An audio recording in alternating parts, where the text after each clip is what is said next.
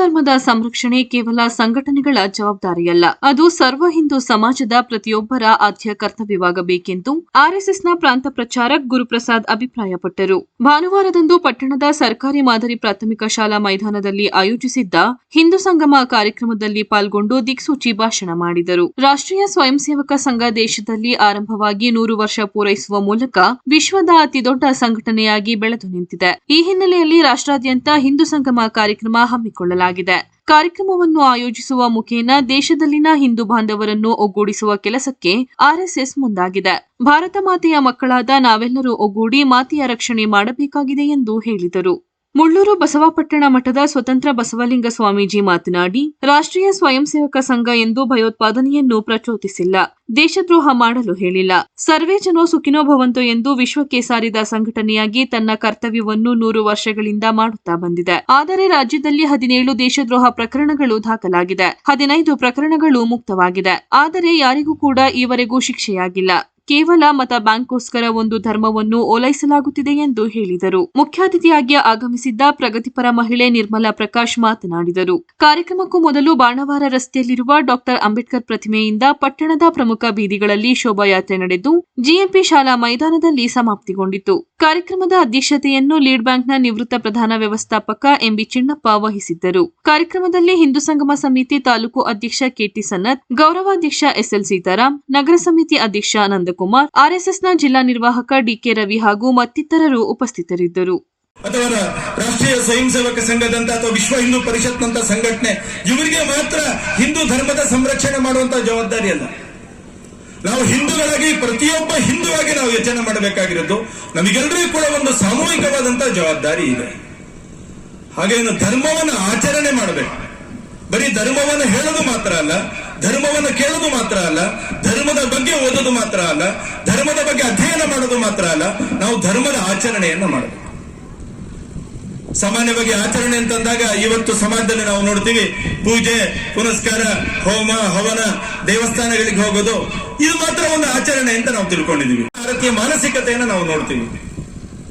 ಇವತ್ತಿಗೂ ನಮ್ಮ ದೇಶದಲ್ಲಿ ಜಾತಿ ಹೆಸರಿನಲ್ಲಿ ಇವತ್ತು ಭೇದ ಭಾವ ಇರುವಂತದ್ದನ್ನು ನಾವು ನೋಡ್ತೀವಿ. ಜಾತಿ ಹೆಸರಿನಲ್ಲಿ ಪರಸ್ಪರ ಒಡಕು, ಮೇಲ್ಜಾತಿ ಕೀಳು ಜಾತಿ, ನಾವು ಮೇಲೆ, ನಾವು ಹಿಂದುಳಿದವರು, ನಾವು ಮುಂದುಳಿದವರು, ಈ ರೀತಿಯಾದಂತಹ ಅನೇಕ ಚರ್ಚೆಗಳು ಇವತ್ತು ಸಾರ್ವಜನಿಕವಾಗಿರೋದನ್ನ ನಾವು ನೋಡ್ತೀವಿ. ಜಾತಿ ಗಣತಿಯ ಹೆಸರಿನಲ್ಲಿ ಇವತ್ತು ಹಿಂದೂ ಸಮಾಜವನ್ನ ಒಡೆಯುವಂತ, ಹಿಂದೂ ಧರ್ಮವನ್ನು ದುರ್ಬಲ ಮಾಡುವಂತ ಕೆಲಸ ಇದು ನಿರಂತರವಾಗಿ ನಡೀತಾ ಇದೆ. ಅಥವಾ ರಾಷ್ಟ್ರೀಯ ಸ್ವಯಂ ಸೇವಕ ಸಂಘದಂತ ಅಥವಾ ವಿಶ್ವ ಹಿಂದೂ ಪರಿಷತ್ನಂತ ಸಂಘಟನೆ ಇವರಿಗೆ ಮಾತ್ರ ಹಿಂದೂ ಧರ್ಮದ ಸಂರಕ್ಷಣೆ ಮಾಡುವಂತಹ ಜವಾಬ್ದಾರಿ ಅಲ್ಲ. ನಾವು ಹಿಂದೂಗಳಾಗಿ ಪ್ರತಿಯೊಬ್ಬ ಹಿಂದೂವಾಗಿ ನಾವು ಯೋಚನೆ ಮಾಡಬೇಕಾಗಿರೋದು ನಮಗೆಲ್ಲರಿಗೂ ಕೂಡ ಒಂದು ಸಾಮೂಹಿಕವಾದಂತಹ ಜವಾಬ್ದಾರಿ ಇದೆ. ಹಾಗೇನು ಧರ್ಮವನ್ನು ಆಚರಣೆ ಮಾಡಬೇಕು. ಬರೀ ಧರ್ಮವನ್ನು ಹೇಳೋದು ಮಾತ್ರ ಅಲ್ಲ, ಧರ್ಮವನ್ನು ಕೇಳೋದು ಮಾತ್ರ ಅಲ್ಲ, ಧರ್ಮದ ಬಗ್ಗೆ ಓದೋದು ಮಾತ್ರ ಅಲ್ಲ, ಧರ್ಮದ ಬಗ್ಗೆ ಅಧ್ಯಯನ ಮಾಡೋದು ಮಾತ್ರ ಅಲ್ಲ, ನಾವು ಧರ್ಮದ ಆಚರಣೆಯನ್ನ ಮಾಡಬೇಕು. ಸಾಮಾನ್ಯವಾಗಿ ಆಚರಣೆ ಅಂತಂದಾಗ ಇವತ್ತು ಸಮಾಜದಲ್ಲಿ ನಾವು ನೋಡ್ತೀವಿ, ಪೂಜೆ ಪುನಸ್ಕಾರ, ಹೋಮ ಹವನ, ದೇವಸ್ಥಾನಗಳಿಗೆ ಹೋಗೋದು, ಇದು ಮಾತ್ರ ಒಂದು ಆಚರಣೆ ಅಂತ ನಾವು ತಿಳ್ಕೊಂಡಿದೀವಿ. ಚಟುವಟಿಕೆಗಳು ಎಷ್ಟು ನಡೆದಿದೆ, ಎಷ್ಟು ಜನಕ್ಕೆ ಶಿಕ್ಷೆ ಆಗಿದೆ ಅಂತ ಪ್ರಶ್ನೆ ಕೇಳಿದ್ರು ಅವರು. ಅದಕ್ಕೆ ರಾಜ್ಯದ ಗೃಹ ಇಲಾಖೆ ಅಂಕಿ ಅಂಶಗಳ ಸಹಿತ ಒಂದು ಉತ್ತರ ನೀಡಲಾಗಿದೆ. ದೇಶದ್ರೋಹಿ ಪ್ರಕರಣಗಳು ಅಂದ್ರೆ ಯಾವುದು?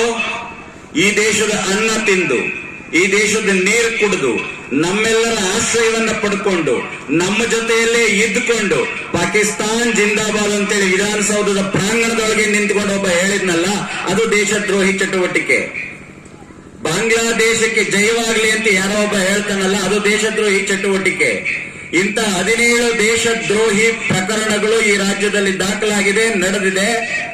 17 ಪ್ರಕರಣಗಳು ತನಿಖೆ ಮುಕ್ತಾಯ ಆಗಿದೆ. ಆದ್ರೆ ಒಬ್ಬನಿಗೂ ಕೂಡ ಶಿಕ್ಷೆ ಕೊಡಿಸಿಲ್ಲ ಅನ್ನುವಂತ ಉತ್ತರವನ್ನ ರಾಜ್ಯ ಸರ್ಕಾರವೇ ಕೊಡ್ತು. ಯಾಕೆ ನಿಮಗೆ ತಾಕತ್ತಿಲ್ವಾ ಒಬ್ಬನಿಗಾದ್ರೂ ಶಿಕ್ಷೆ ಕೊಡಿಸೋದಿಕ್ಕೆ? ನೀವು ಕೊಡಿಸೋದಿಲ್ಲ, ನಿಮ್ಮಿಂದ ನಾವು ನಿರೀಕ್ಷೆ ಮಾಡೋದಕ್ಕೂ ಸಾಧ್ಯ ಇಲ್ಲ. ಯಾಕೆಂದ್ರೆ ನೀವು ರಾಜಕಾರಣಿಗಳು ಮತ ಬ್ಯಾಂಕ್ ಅನ್ನ, ವೋಟ್ ಬ್ಯಾಂಕ್ ಅನ್ನ ಭದ್ರಪಡಿಸಿಕೊಂಡು ನಿಮ್ಮ ರಾಜಕೀಯ ಹಿತದೃಷ್ಟಿಯನ್ನು ಮಾತ್ರ ನೋಡ್ತೀರಿ ಹೊರತು ಈ ದೇಶದ ಅಸ್ತಿತ್ವದ ಬಗ್ಗೆ ನಿಮಗೆ ಕಾಳಜಿ ಇಲ್ಲ, ಚಿಂತೆ ಇಲ್ಲ. ಕೌಟುಂಬಿಕ ವ್ಯವಸ್ಥೆಗಳನ್ನ ಸರಿಪಡಿಸಿಕೊಳ್ಬೇಕು. ಯುವಕರು ದುಶ್ಚಟಗಳಿಂದ ದೂರ ಆಗಬೇಕು. ಯುವಕರನ್ನ ಧರ್ಮ ಮಾರ್ಗದ ಕಡೆ ಕರ್ಕೊಂಡು ಬರುವಂತ ಕೆಲಸ ಮಾಡಬೇಕು.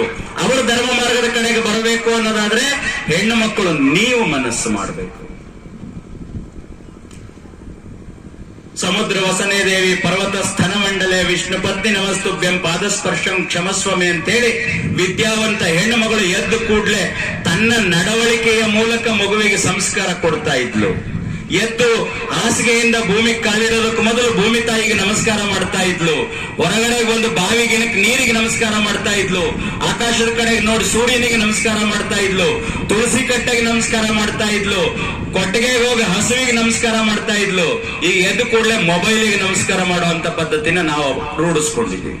ಎದ್ದು ಕೂಡಲೇ ಬೆಳಗ್ಗೆ ಎದ್ದ ತಕ್ಷಣ ಆ ಮೊಬೈಲ್ ನಾವು 4-5 ಸಲ ಹಿಂಗ್ ಸ್ಕಿಪ್ ಮಾಡಿದ್ರೆ ಮಾತ್ರ ನಮಗ್ ಸಮಾಧಾನ. ಹಾಸಿಗೆಯಿಂದ ಹೇಳೋದಕ್ ಮನಸ್ಸು, ಇಲ್ಲ ಅಂದ್ರೆ ಇಲ್ಲ.